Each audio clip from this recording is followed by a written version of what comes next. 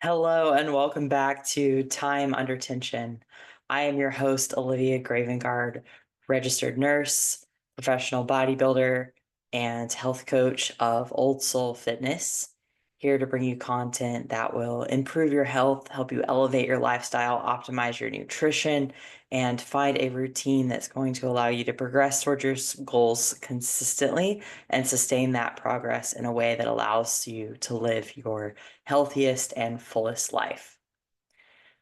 This week, I've been thinking a lot about consistency. And although I brought this up before, I often find that the lessons that we learn in life tend to happen in a spiral.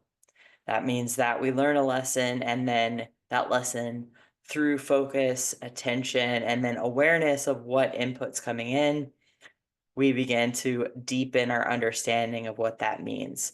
And so in our life, we can see this as we are introduced to a topic and we begin to integrate that information into our perspective or our worldview. And then we play with that concept in our mind and begin to see it presented in other areas of our life. Or perhaps we learn a concept and we are eventually brought to conclude that it isn't aligned with what we're seeing or what we believe. But either way, we tend to play with concepts and then continue to gain more information over time. And so that idea of consistency was coming up last week as I thought about entering into this new year and setting habits and what it really looks like to be able to not just make resolutions, but to really implement intentional habits that are aligned with larger goals.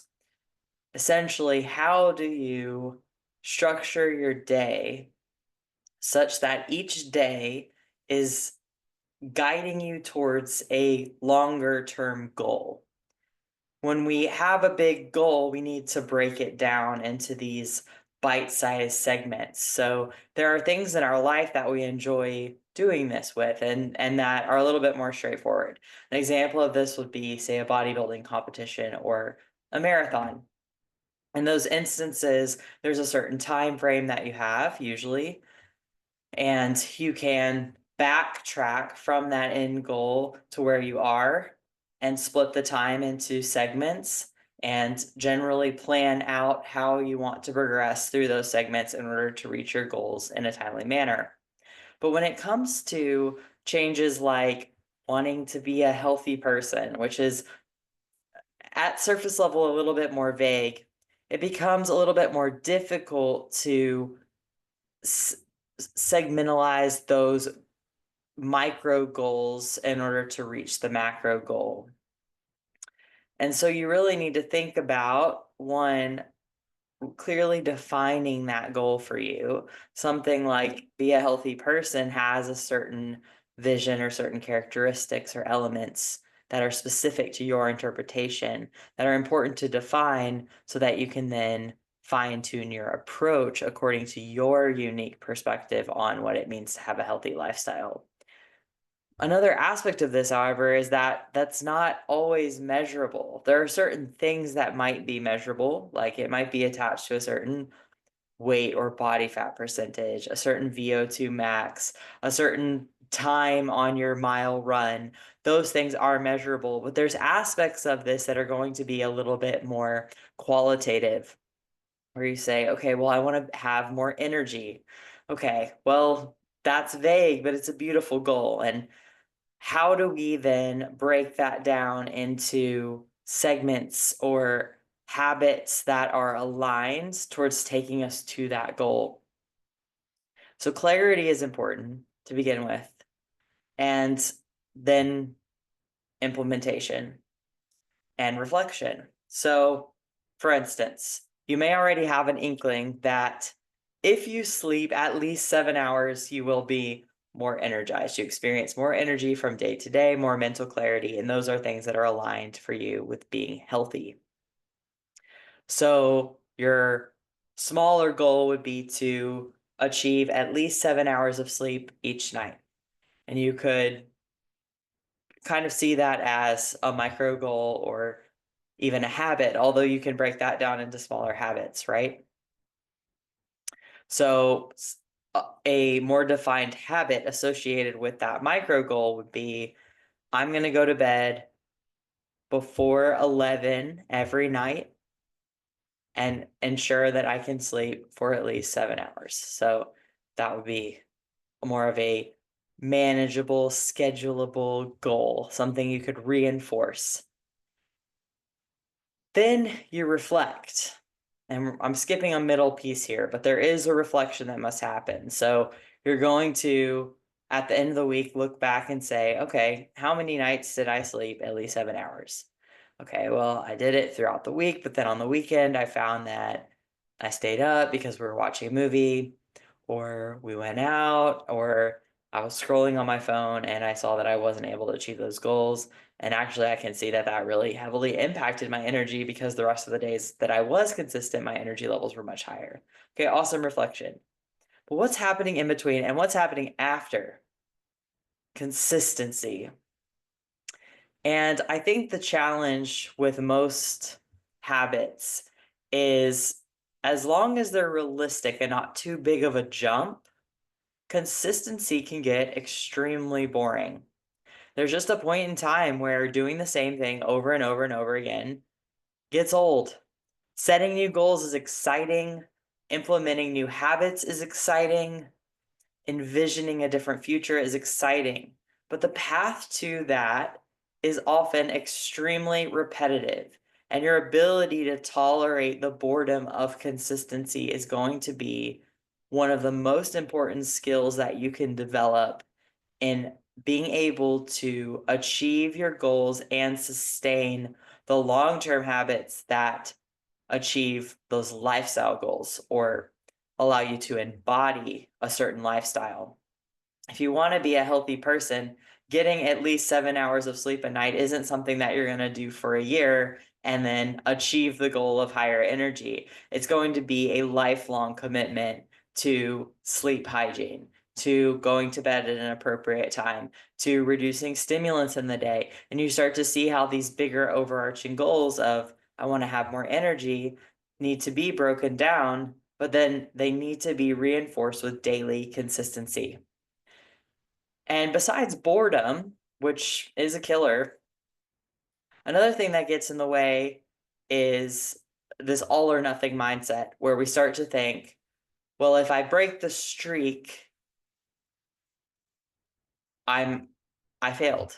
And as soon as we start to get into that mindset, there's this kind of crash and burn that happens. And we get a case of the fuck it's, where we say, well, I already messed up, so I'm just going to keep going with it. What's the point now? I knew I couldn't do this. I already can't say that I, slept 7 hours every night, or I already can't say that I spent the whole month not drinking alcohol because I had a drink tonight. So I might as well just go ahead back to my old habits. But to be able to implement this rule that I think is extremely helpful, and I've heard this from several podcasters, but I've recently read the book Atomic Habits, so a lot of this is very much inspired by that book. Again, I know I mentioned that last week, but highly recommend digging into it if you're trying to set new habits, if you're trying to be a healthier, happier person, if you're trying to just understand more about your psychology. This is huge. This book is so incredibly informative. But there's a rule that's presented in there about not missing more than 2 days. So if you miss a day, get back on it the next day. So you don't want to miss 2 days in a row. And I think that's such a great rule because it gives you the leeway to be a freaking human. Like, there's going to be times where things happen, and sometimes those things are mental. Sometimes we just have a block, and it is really hard to get up and go tie your shoes and do that morning run. Or you get sick and then your life is disrupted, or you have this whole plan for this diet that you're going to follow, and then you get stuck at the car shop and you don't have your meals, and now you got to eat out, and you had this whole plan for the week, and we go down this spiral, not the learning spiral, but the negative failure spiral of, well, I already failed, so what am I doing? And we disempower ourselves and just unravel underneath that because we start to create all of these stories that go along with what it means to have missed a day. But to be able to move forward, to have that like 1 second goldfish memory about things like that and say, what's the next right thing? Refocus, drop that. No judgment or shame. Judgment and shame drag us down. They distract us.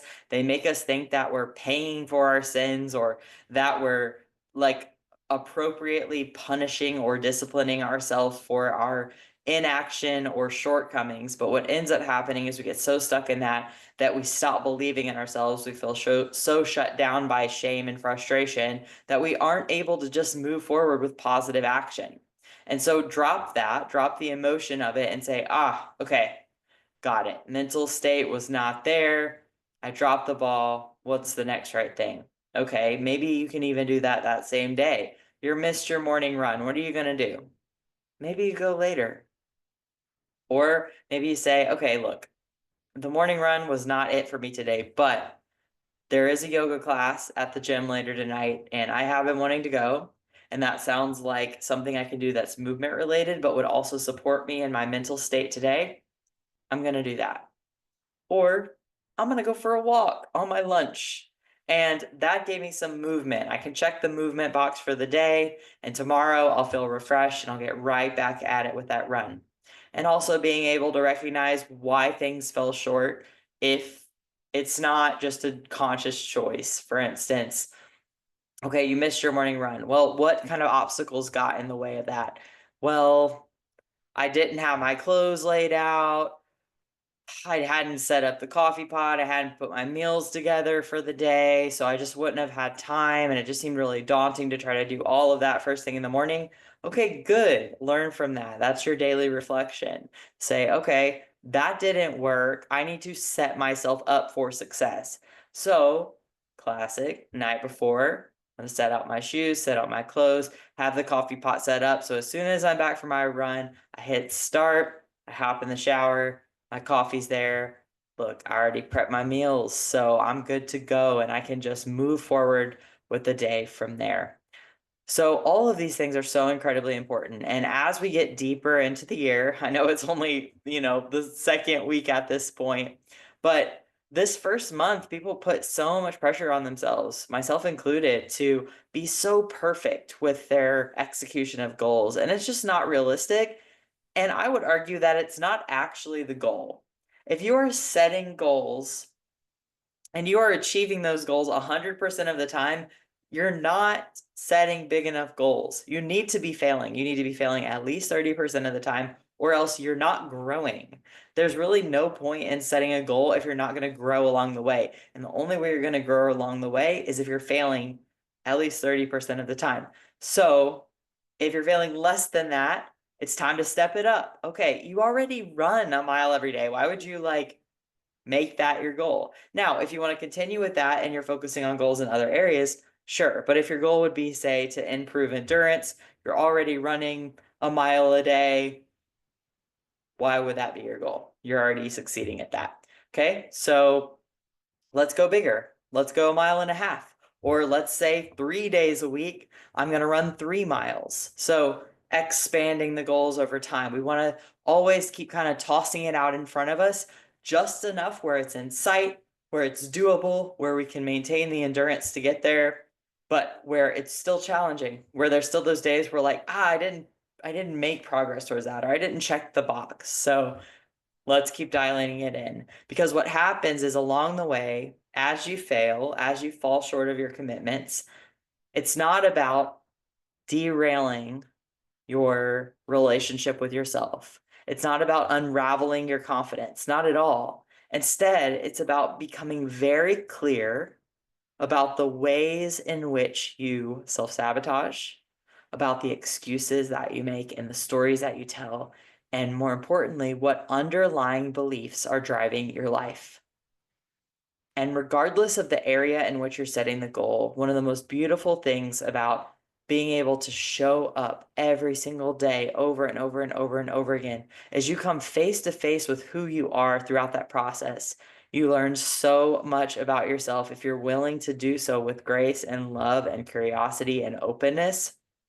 And if you're willing to show up and do it again and persevere through the boredom, through the resistance, through the worry, through the doubt, through the desire to just self-sabotage or to settle, through the draw of the comfort zone. When you show up and face those things every single day, what happens is you change as a person. And I can't explain it to you until you've done it. And if you think back on your life, you probably can think of times when this has happened, where there's things that you do now that you don't think much about. And yet, when you first started them, you remember the resistance. You remember how hard it was, how much willpower it took. But what ends up happening is as you show up day in and day out, your body and mind are just are amazing machines that like to create efficient processes, and they like to automate things so that when you are willing to do the work to create those grooves in your brain, to start to develop these reflexes in your body, to solidify routines, they become ingrained.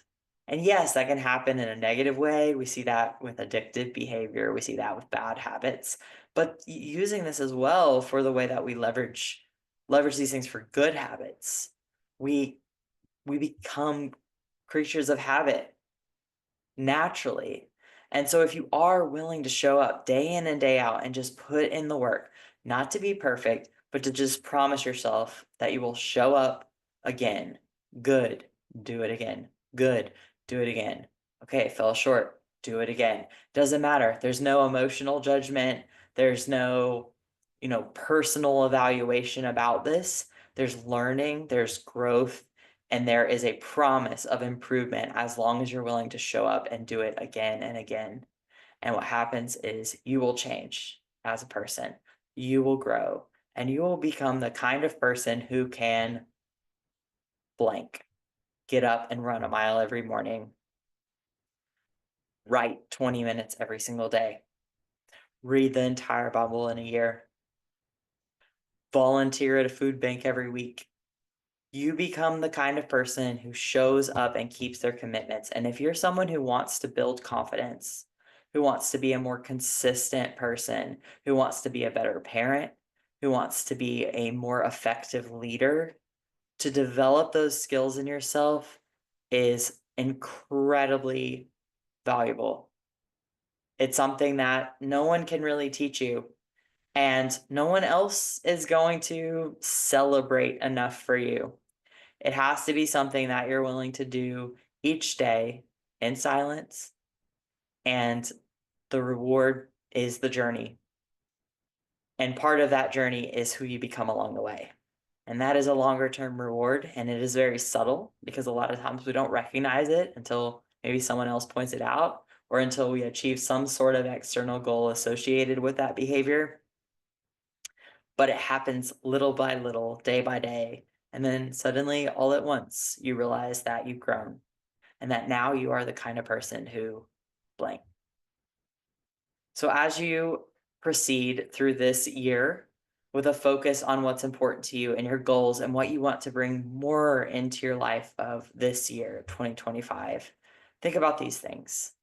Are you the kind of person who can continue to show up, to do the work, to do it again and again, to persevere in the face of boredom and resistance, to allow yourself the grace to be human, to never miss more than a day, and to simply move forward in alignment with what's important to you?